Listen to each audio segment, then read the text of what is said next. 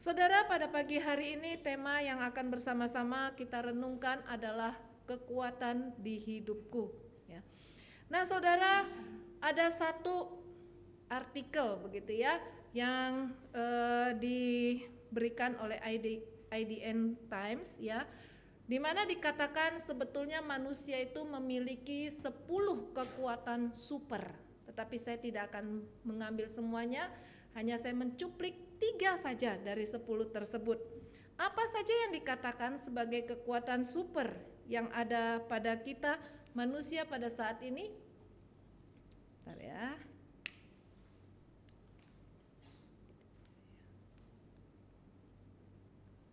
Saya minta tolong saja dari Multi ya. Oke ya. Nah, saudara, di sini dikatakan ya, ada di dalam organ tubuh kita sendiri sebetulnya ya kekuatan itu. Yang pertama dikatakan adalah otak ya. Saudara, kenapa otak dikatakan sebagai salah satu kekuatan super yang ada pada manusia? Nah, saudara, dikatakan otak ini mampu menyimpan data sampai 1 petabyte ya. Berapa itu 1 petabyte? Dikatakan 1 petabyte sama dengan 1000 terabyte dan 1 terabyte sama dengan 1000 gigabyte.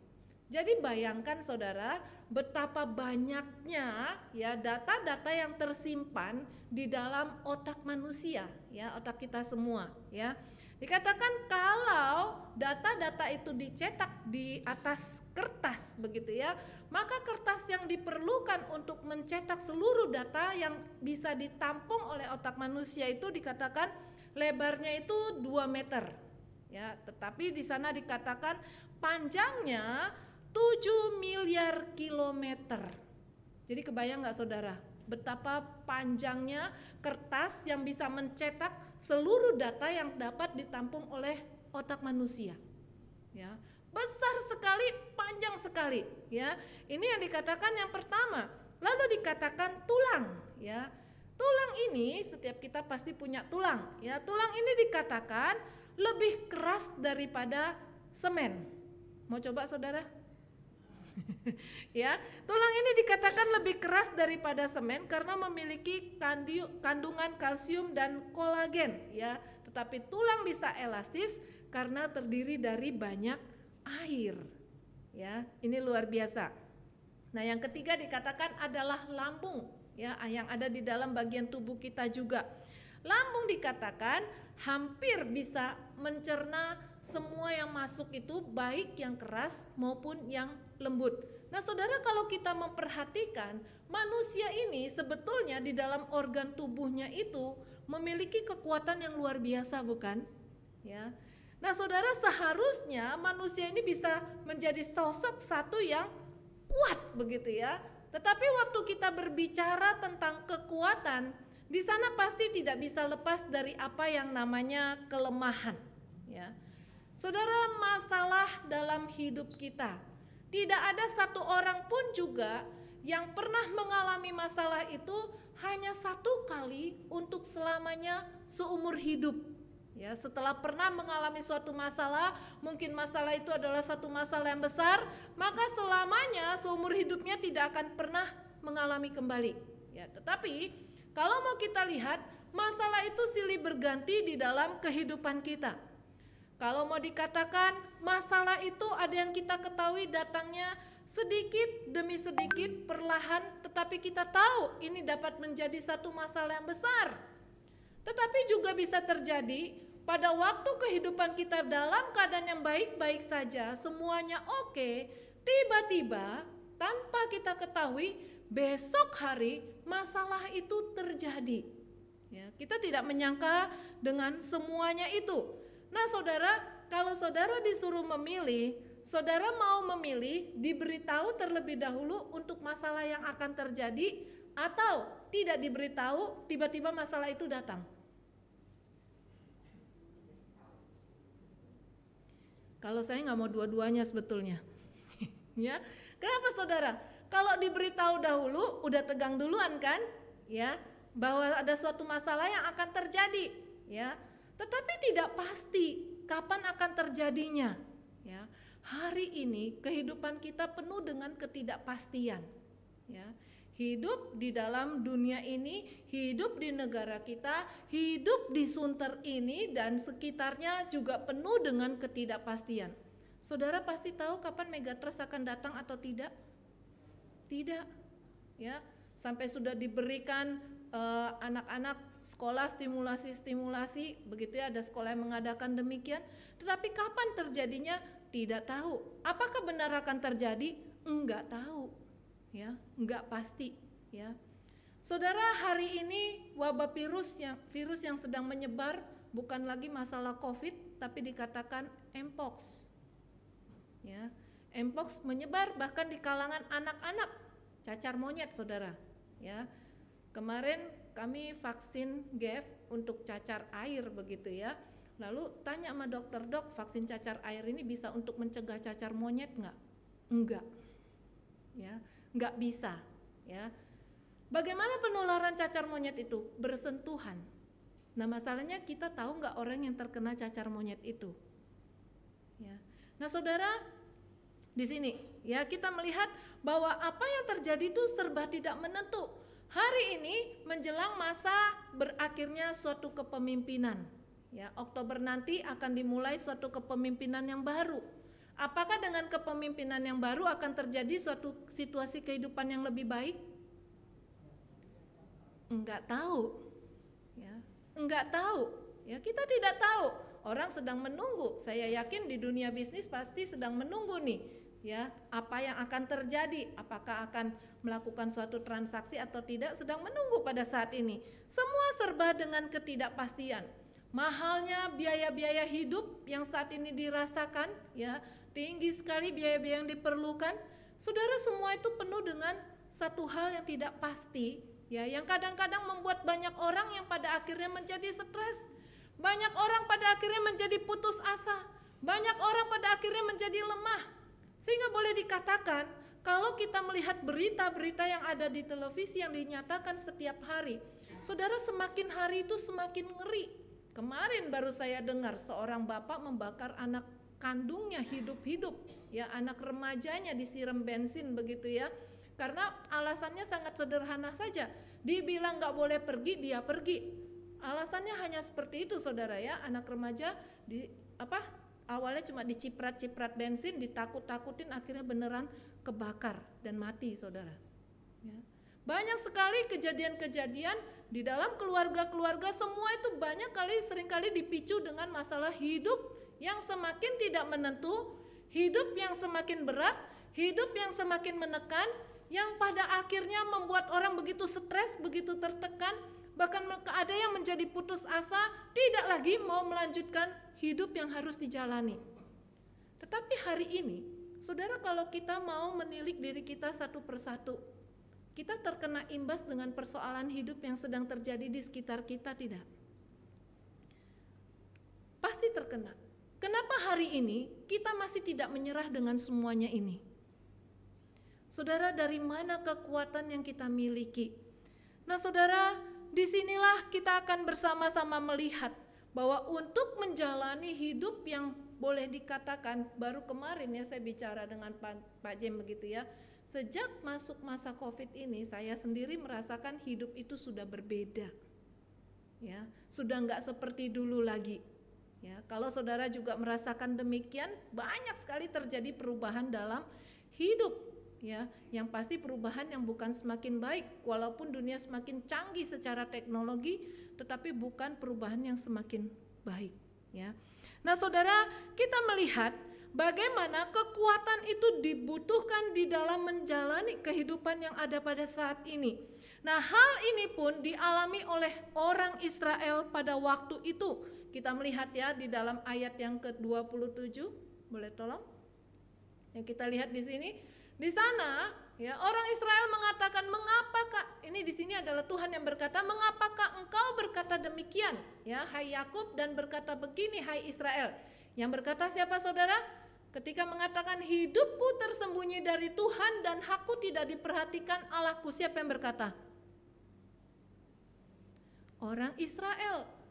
Kalau ada orang yang mengatakan seperti ini, hidupku tersembunyi dari Tuhan dan hakku tidak diperhatikan Allahku, Kira-kira bagaimana kondisi orang tersebut? Apakah kehidupannya sedang baik-baik saja? Apakah dia dalam keadaan yang happy? Apakah kehidupannya dalam keadaan yang lancar-lancar saja? Saudara, kita tahu ketika ada orang yang berkata seperti ini, hidupnya itu pasti sedang penuh dengan pergumulan. Ya, banyak tekanan yang terjadi. Dan kita tahu pasti orang yang mengatakan seperti ini dalam keadaan yang hampir putus asa, saudara. Ya, yang hampir menyerah, sudahlah, ya. Allah pun dirasakan tidak peduli. Tuhan mengabaikan dirinya, dan yang mengatakan ini adalah umat Tuhan. Anak Tuhan yang mengatakan, bukan orang yang tidak kenal Tuhan. Saudara, kita melihat ada pada satu titik sekalipun anak-anak Tuhan pun bisa dalam keadaan yang tertekan seperti ini, ya. Beratnya pergumulan, bukan satu, yang satu belum selesai, datang lagi sampai-sampai boleh dikatakan habis kekuatan yang dimiliki dan akhirnya mengatakan hal yang seperti ini, ya. Perkataan-perkataan yang mirip seperti ini, yang merasa ungkapan-ungkapan bagaimana Tuhan tidak mempedulikan dirinya, bagaimana Tuhan mengabaikan dirinya. Nah, ketika orang Israel mengatakan hal seperti ini, saudara, mereka itu sudah berada di dalam pembuangan ke Babel. Kalau kita hari ini kita tahu bahwa pembuangan itu bukan untuk seterusnya, hanya ada dalam satu jangka waktu tertentu yang sudah terjadi, yaitu selama kurang lebih 70 tahun. Tetapi bagi orang Israel yang pada waktu itu mengalami, sudah beberapa puluh tahun mereka alami, saudara, tetapi waktu mereka sudah berdoa, memohon kelepasan, memohon pembebasan dari penjajahan ataupun masa-masa pembuangan itu, dan mereka tidak juga menerima jawaban doa mereka, sementara mereka tidak tahu sampai kapan tekanan, pergumulan yang mereka hadapi pada waktu itu. Saudara, apakah pada waktu itu mereka tidak merasa bisa menjadi putus asa? Kalau orang yang sedang mengalami, kalau kita bayangkan kita ini orang Israel, umat Tuhan yang pernah melihat bagaimana Tuhan melepaskan, ya, umatnya dari bangsa-bangsa lain, tetapi bisa melepaskan umatnya. Tapi pada waktu itu Tuhan sepertinya membiarkan. Saudara, bukan 1-2 tahun ini terjadi, ya. Pernahkah kita mempunyai satu pergumulan yang sudah kita doakan selama waktu yang cukup lama, sudah 1 tahun, 2 tahun, bahkan 10 tahun kita memohon kepada Tuhan, tetapi Tuhan belum juga menjawab doa kita? Waktu itu apakah kita akan menyerah, saudara? Sudah 10 tahun Tuhan tidak jawab, ya. Apalagi bukan sekedar doa yang menjadi satu keinginan untuk kita miliki, tetapi yang dialami oleh orang Israel ini adalah karena mereka merasa tertekan, karena mereka merasakan inilah beban berat yang mereka alami. Kita tahu bagaimana mereka jauh dari yang namanya Yerusalem, ya. Ini menjadi satu hal yang sangat-sangat berat buat orang Israel. Saudara, mereka tidak tahu sampai kapan. Kalau waktu itu mereka sudah menjalani 40 ataupun 50 tahun, mereka belum tahu loh kalau tinggal 20-an tahun lagi, ya. Tapi mereka melihat sudah lama Tuhan tidak lepaskan kami. Sudah banyak doa kami, air mata kami, tapi Tuhan tidak juga jawab doa kami. Saudara, kalau kita di posisi yang seperti demikian, mungkin kita sudah menyatakan keputusasaan. Mungkin kita sudah merasakan Tuhan jauh dari kita, ya. Tapi satu hal yang boleh kita lihat di sini, ketika kita melihat kondisi orang Israel, mereka pun dalam keadaan yang sudah hampir kehilangan kekuatan untuk menjalani kehidupan, saudara. Ya. Sudah lemah, ya, karena tekanan-tekanan berat yang dialami. Ibu-ibu pasti pernah peres kelapa, ya, pernah peres santan. Kalau sekarang sih di pasar sudah bisa diperes, ya, tapi ibu-ibu zaman dulu santan harus peres sendiri begitu kan, ya, diperas, akhirnya santannya itu bagaimana, saudara? Kelapa itu sudah lemah begitu, ya. Barang, ya, yang kita peras setiap hari, mungkin seperti busa begitu ya, kita peras. Awalnya busa itu kaku, susah kita memerasnya, tapi terus ditekan, diperas, lama-lama busa itu hancur lama-lama, bukan? Ya, sudah menjadi lembut sekali, ya, menjadi lemah, nggak ada lagi kekuatannya.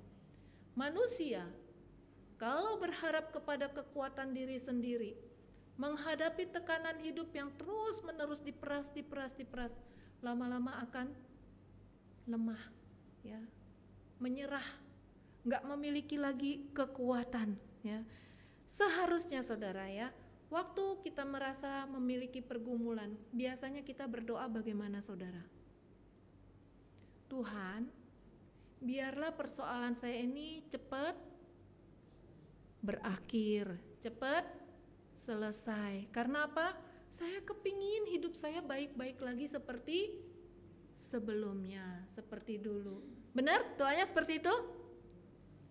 Doa ya, seperti itu ya. Pasti kita doa seperti itulah ya. Benar kan? Ya, minta supaya persoalannya selesai. Tetapi saudara, sebetulnya bukan doa yang seperti itu yang harus kita panjatkan kepada Tuhan ketika kita mengalami pergumulan. Saya pun sedang belajar, saudara. Ya, Bapak Ibu tahu ya, kondisi mama saya waktu kami ke Semarang tanggal 10 Juli, ada yang melihat datang ke sini naik motor dengan usia 84 tahun. Ya, dari Bogor ke Jakarta, balik lagi ke Bogor. Ya, masih kuat pulang pergi naik motor, ada ketemu. Saya udah bilang saya nggak ada di tempat, saya ke Semarang lagi cuti begitu ya. Tapi dia lupa. Ya, dia datang ke sini ya. Nah, saudara, nggak sampai sebulan ya, kurang lebih sebulan. Saya juga kaget, ibu-ibu juga beberapa, kan baru yang lalu belum lama ke sini naik motor begitu ya. Tahu-tahu sakit saudara. Ya, awalnya infeksi saluran kencing, tapi ternyata ada stroke juga saudara. Dan stroke-nya itu prosesnya cepat sekali, seminggu demi seminggu tuh cepat sekali, stroke sebelah kiri. Ya, awalnya cuma mulut, yang saya lihat kok agak mengok. Saya bilang ke dokter, dokter tolong dicek. Dokter internis bilang nggak apa-apa. Ya, padahal kita lihat makanan itu udah jatuh terus dari sebelah kiri, tapi katanya nggak apa-apa. Ya, kita masih berpikir ya mungkin karena infeksinya itu begitu ya. Akhirnya seminggu kemudian lebih parah lagi saudara ya. Udah nggak bisa bangun sendiri, harus pakai tongkat ya. Seminggu kemudian kaki tangan sebelah kiri udah nggak bisa ngangkat saudara. Ya, cepat sekali.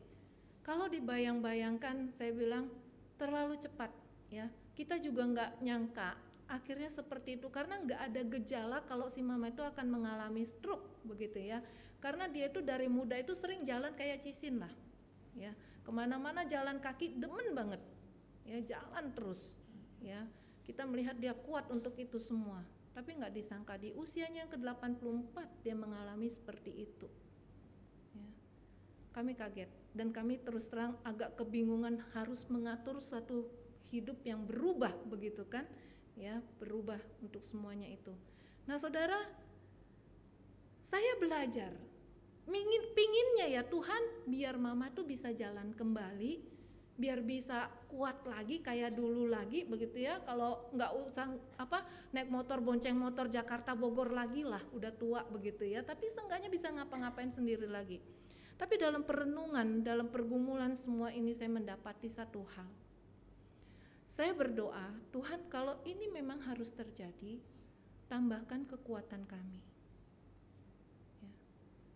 Karena kalau berdasarkan dengan kemampuan kami, kekuatan kami, terus terang saudara ya, habis tenaga, pikiran habis, tenaga habis, rasanya emosi semua habis begitu. Ya, sempat saya pun mengalami seperti itu. Ya. Tetapi kemudian saya datang kepada Tuhan dan saya berkata seperti demikian, tambahkan kekuatan kami. Ya. Karena ini bukan satu perkara yang mudah begitu ya. Nggak gampang menghadapi semua itu, biar bagaimanapun ini adalah orang tua sendiri ya, yang mau tidak mau ya harus diusahakan yang terbaik ya. Nah saudara, waktu kita mengalami hal-hal yang seperti ini, kekuatan yang dari mana yang kita harapkan? Kalau dalam kondisi seperti mama saya, oh ada orang bilang fisioterapi di sana bagus, cenciu di sana bagus, kepinginnya datang saudara. Ya. Karena kepinginnya apa? Pulih kondisi itu seperti semula.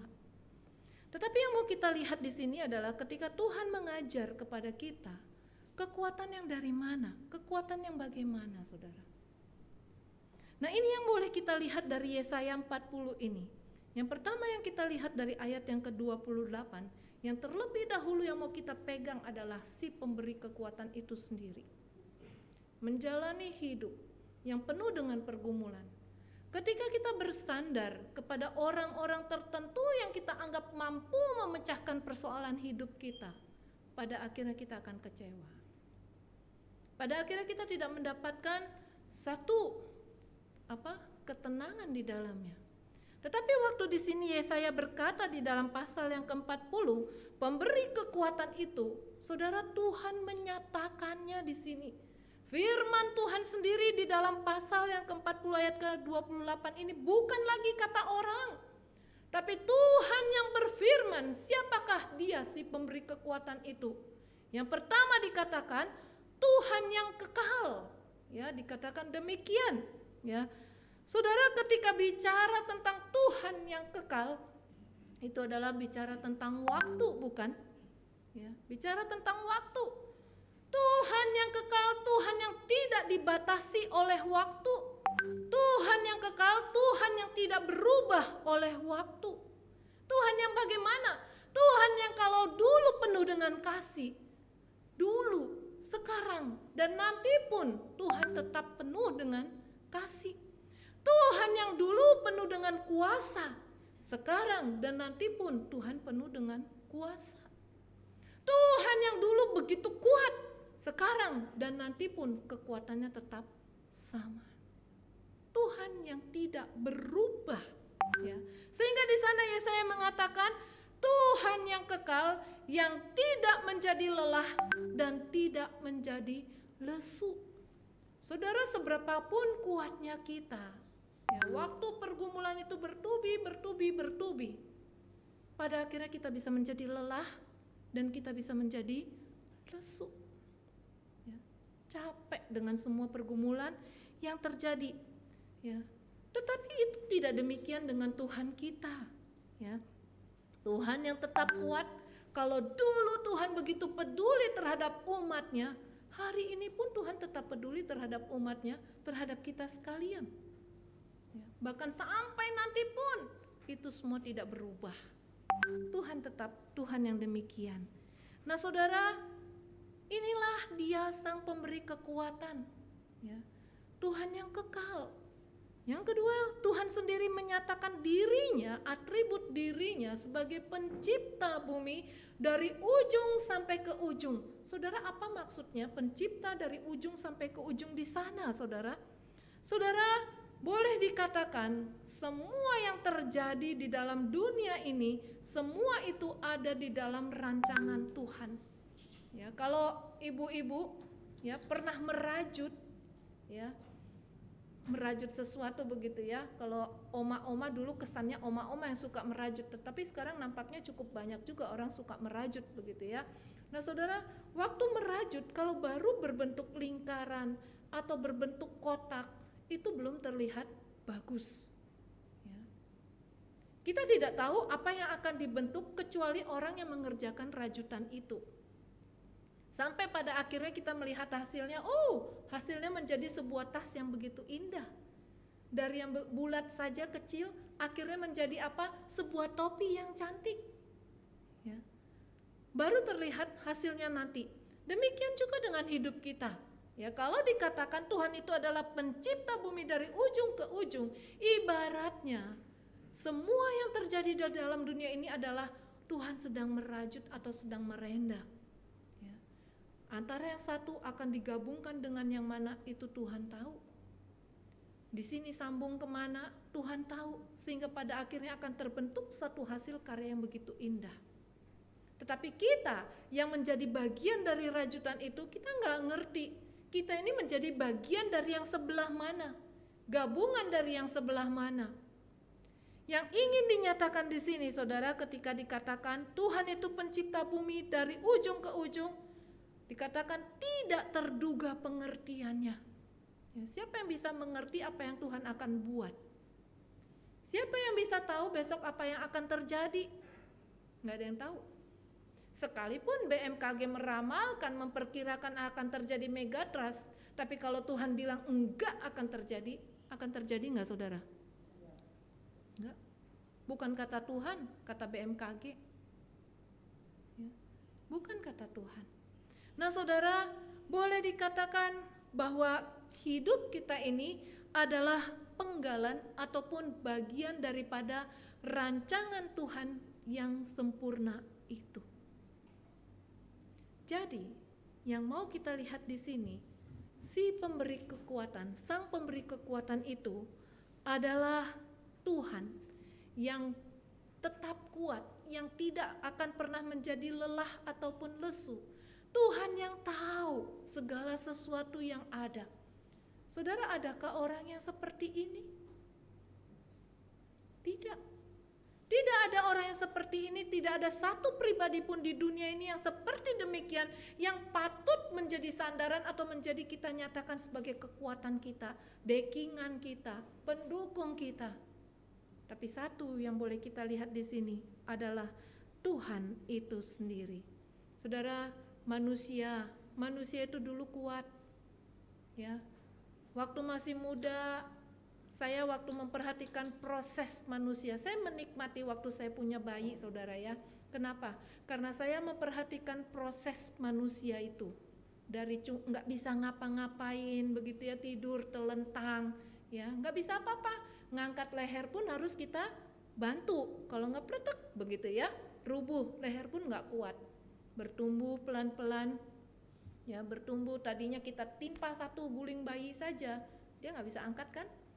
Ya, lalu manusia itu dari tidur, mulai tengkurap, mulai bangun duduk, mulai berdiri, dan pada akhirnya berjalan bahkan berlari. Kekuatannya semakin lama akan semakin kuat, ya, khususnya di usia-usia belasan sampai 20-an tahun, itu adalah benar-benar kekuatan yang sangat prima sekali. Ya, 30 tahun masih puncak kekuatan. Tapi lepas 40 tahun bagaimana, saudara? Sini kayaknya mulai sakit nih. Ya. Kaki kayaknya kok duduk dikit kayaknya pegel ya. Mulai 50 tahun dari duduk bisa langsung lompat berdiri, saudara? Nggak bisa lagi. Kalau dulu kita lihat anak kecil ya, begitu dia duduk langsung dia bisa lari kemana-mana kan. Kalau sudah 50 tahun bisa nggak? 60 tahun, yang takut siapa, saudara? Yang ngelihat, hati-hati, begitu kan? Ya, karena sudah melihat tidak mungkin lagi seperti orang muda. Apalagi kalau sudah 70 tahun. Tapi puji Tuhan ya, oma opa di sini 60 tahun itu kok masih muda-muda ya. Masih kuat, masih seger begitu ya. Ini puji Tuhan gitu ya, berkat Tuhan ya. Tapi tidak bisa dipungkiri manusia itu pada akhirnya akan menurun. Tidak lagi menjadi kuat. Jadi kalau kondisi manusia sudah seperti itu, ya, kita mau bersandar, mau dengan kekuatan yang seperti itu? Tentu bukan kekuatan yang seperti itu, ya. Saudara, Tuhan tidak menjadi lelah dan tidak menjadi lesu. Manusia terbatas tetapi Tuhan tidak terbatas, ya. Manusia dalam menghadapi tekanan-tekanan manusia bisa menyerah. Kenapa hari ini banyak perceraian, saudara? Termasuk di kalangan Kristen yang sudah jelas sekali seumur hidup untuk menikah, tetapi banyak anak Tuhan pada akhirnya bercerai. Kenapa? Waktu pacaran semua terasa indah, masuk pernikahan, masuk dunia yang sebenarnya, ya, nggak semuanya manis, nggak semuanya indah, ya. Awalnya baru sedikit pertengkaran, nggak selesai, semakin hari semakin, kalau nggak bisa mengelola, semakin hari semakin banyak, ya, semakin banyak, ya. Merasa apa? Pernikahan saya banyak masalah, capek. Punya suami, punya istri kayak begitu, capek. Kalau sudah capek, karena sudah nggak kuat lagi, ya, udah nggak ada kekuatan untuk mempertahankan, akhirnya apa? Cerai, pisah, ya, nggak bisa menyelesaikan persoalan yang ada, cerai, pisah, ya. Manusia bisa berubah, manusia bisa merasakan letih, nggak kuat lagi. Tetapi Tuhan tidak demikian. Tuhan tidak pernah meninggalkan kita. Coba deh, saudara kalau tiap hari datang sama orang, ya, saudara tiap hari menceritakan keluhan saudara, pergumulan hidup saudara. Kira-kira kalau besok saudara datang lagi ke rumah dia, bagaimana saudara? Pintu cepet-cepet ditutup begitu lihat ada saudara datang, ya. Begitu lihat nomor WA saudara bilang boleh nggak kita ketemu. Kira-kira dijawab nggak saudara? Itu nggak jadi biru-biru loh saudara. Tetap hitam terus, 10 tahun lagi juga hitam terus saudara. Kenapa? Paling dia cuma mau cerita tentang gitu lagi. Betul nggak? Ya, pasti akan seperti itu. Ya, lama-lama orang akan meninggalkan kita. Ya. Tetapi satu hal saudara, Tuhan tidak pernah meninggalkan kita. Sekalipun setiap hari kita katakan Tuhan, saya punya beban berat. Ya. Kita katakan Tuhan, saya tertekan, saya begini, saya begitu. Tuhan tidak pernah meninggalkan kita, ya. Nah saudara, Tuhan itulah sumber kekuatan, ya. Dengan Dia menjadi pencipta alam semesta bumi ini, dengan Dia dikatakan sebagai Tuhan yang kekal, Dialah sumber kekuatan itu sendiri. Mari kita datang kepadanya, meminta kekuatan darinya untuk menjalani setiap pergumulan tersebut. Yang kedua yang mau kita lihat dari ayat 29 sampai ayat yang ke-30, bagaimana kita butuh dikuatkan. Saudara perhatikan ayat 29 sampai ayat yang ke-30 tersebut. Siapa yang dikatakan lelah lesu? Siapa yang dikatakan? Orang-orang muda, ya, bahasa Inggrisnya mengatakan youth. Tahu anak youth seumur berapa saudara? Belasan tahun ya, masih seger ya harusnya ya, pipinya aja masih kenceng-kenceng kan? Ya, coba bandingkan Kurnia sama saya. Jauh ya saudara ya, jauh ya. Ya, masih youth sama yang sudah menuju ke lansia begitu ya, jauh begitu kan? Ya, nah saudara, ini dikatakan yang letih lesu itu adalah anak-anak youth, orang-orang muda. Ayat 30 dikatakan teruna-teruna, young men. Young men itu dalam bahasa aslinya menggambarkan adalah orang-orang muda terpilih saudara. Terpilih untuk apa? Sekarang ini ada PON kan yang di Aceh, ya. Sayang berita yang sedang viralnya itu berita yang gak bagusnya gitu loh, dengan kondisi situasi yang belum beres dan sebagainya begitu ya. Nah mereka adalah orang-orang muda bukan? Ada gak di sana yang udah umur 40 tahun menjadi atlet PON? Nggak ada, ya. Mereka tuh lebih tua dikit lah daripada youth begitu, ya. Orang-orang yang terpilih, ada nggak orang yang mau ikut lompat begitu tapi nggak bisa melompat?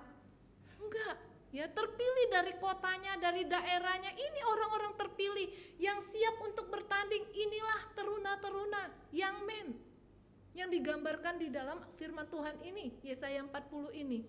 Saudara, yang digambarkan kalau kita lihat youth, young men, orang-orang yang harusnya kokoh begitu kan, yang kekar, tapi ternyata dikatakan di sana letih lesu saudara. Ya.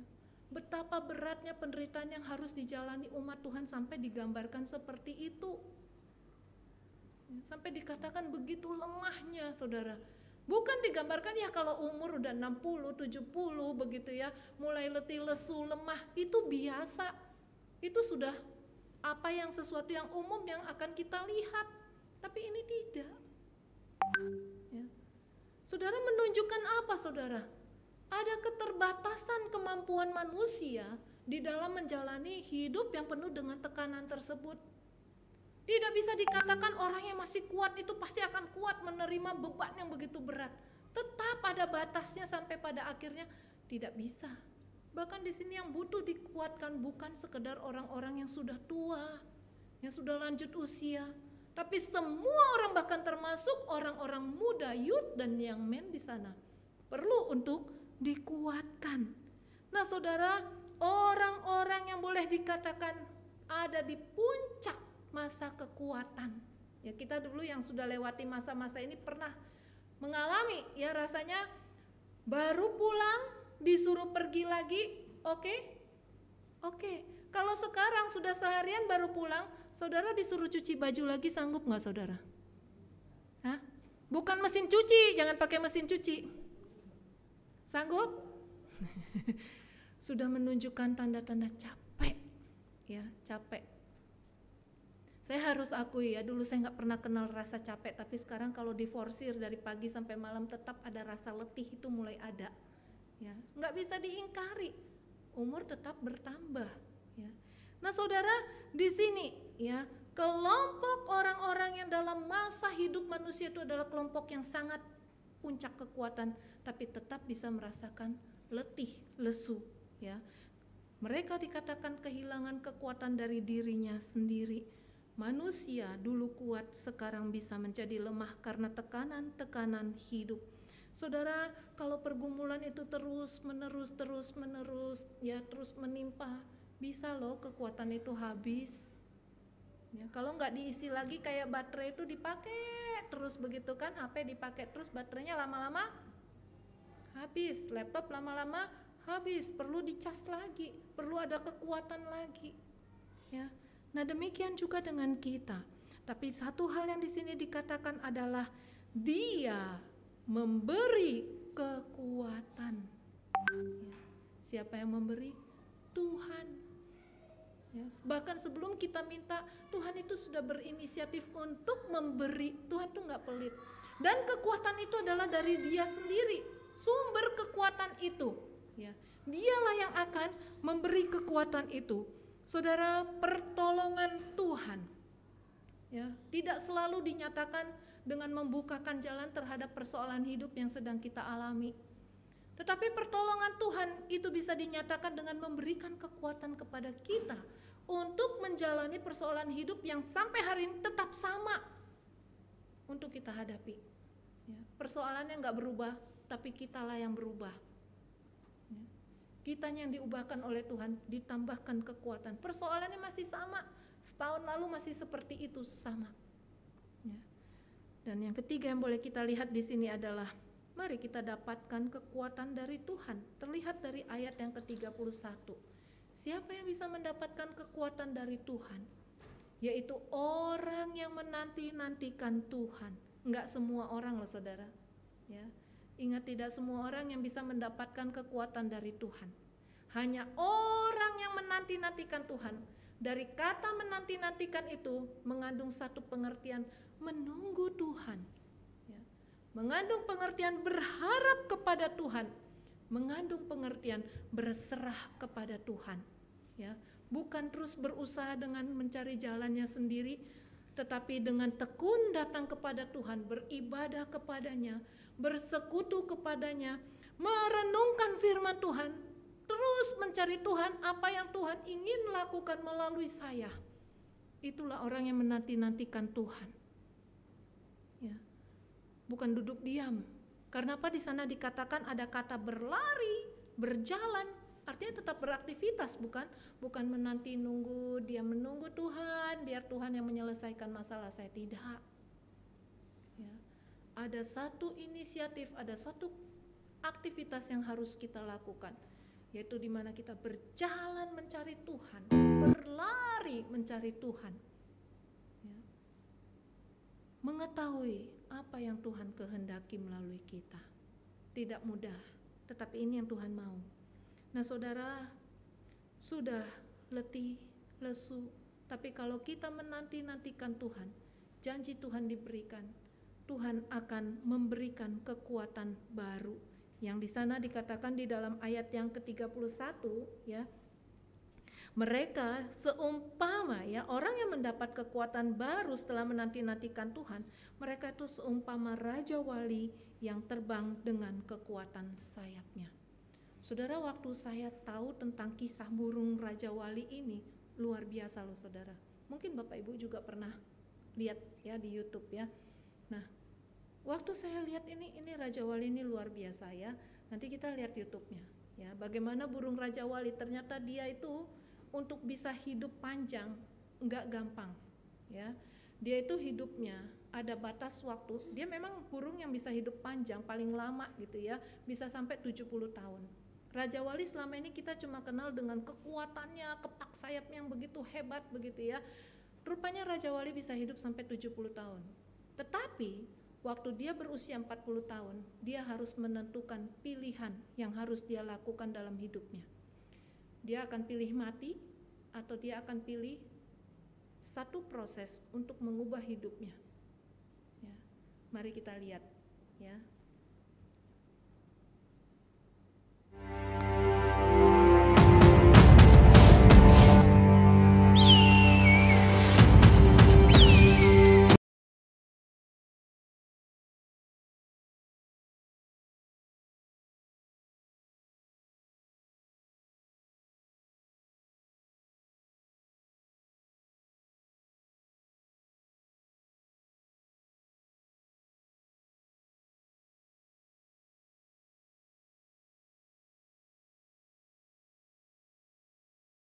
Berusia hingga 70 tahun. Namun, untuk mencapai usia 70 tahun, elang harus melewati perjuangan yang berat.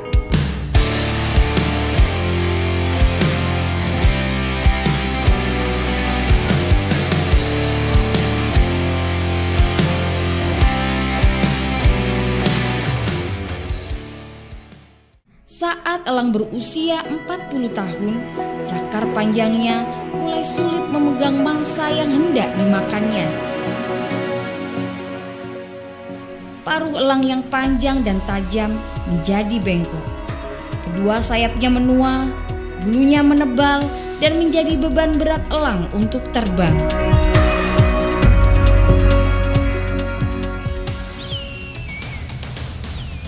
Dalam situasi seperti ini, elang dihadapkan dengan dua pilihan, yaitu mati atau mau menjalani proses perubahan yang menyakitkan selama 150 hari.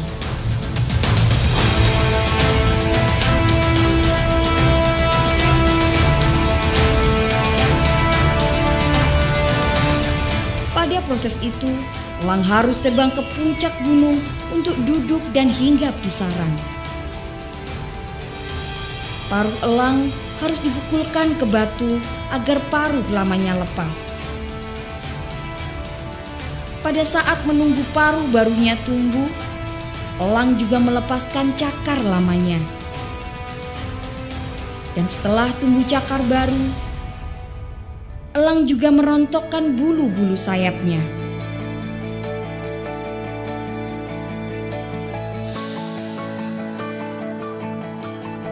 Setelah 150 hari berlalu, elang terlahir kembali dengan kemampuan terbang dan untuk hidup 30 tahun lagi.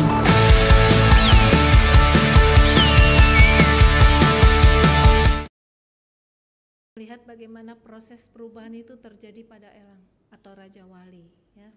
Saudara, kalau kita jadi Raja Wali juga prosesnya nggak mudah ya.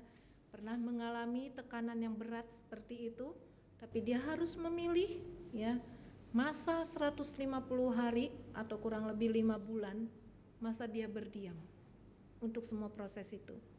Saudara, waktu kita mengalami tekanan-tekanan yang berat dalam hidup kita untuk mendapatkan kekuatan baru, mari kita ambil satu masa berdiam diri di hadapan Tuhan. Tapi bukan berarti kita nggak ngapa-ngapain, menjauhkan diri dari sesama kita.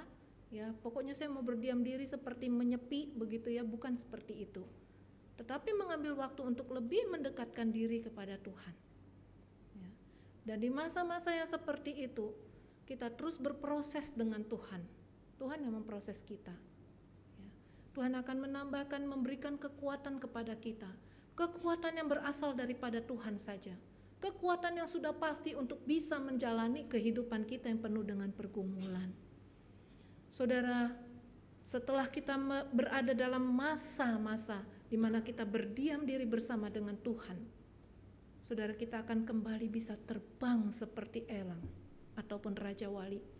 Kita kembali bisa menghadapi segala pergumulan hidup kita karena kita sudah memiliki kekuatan yang baru. Maukah Bapak Ibu sekalian memiliki kekuatan yang seperti demikian? Ini janji Tuhan. Tuhan berjanji bahwa Tuhan tidak pernah mengabaikan kita. Tuhan mau pada waktu kita mengalami yang namanya tekanan, proses tekanan demi tekanan dalam hidup, Tuhan mau supaya kita datang kepada Tuhan, melihat, mengingat kembali siapa itu Tuhan.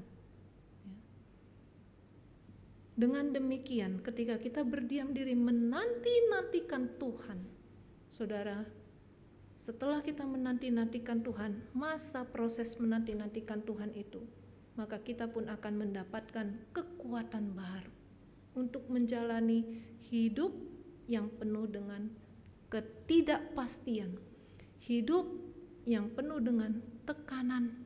Tidak berubah situasi di luar, tetapi kitalah yang sudah berubah. Kita yang sudah mengalami perubahan itu, bukan dunia. Kiranya kita sekalian boleh dikuatkan melalui firman Tuhan ini. Mari kita bersatu dalam doa. Saya persilakan untuk Pak James menutup firman Tuhan dalam doa.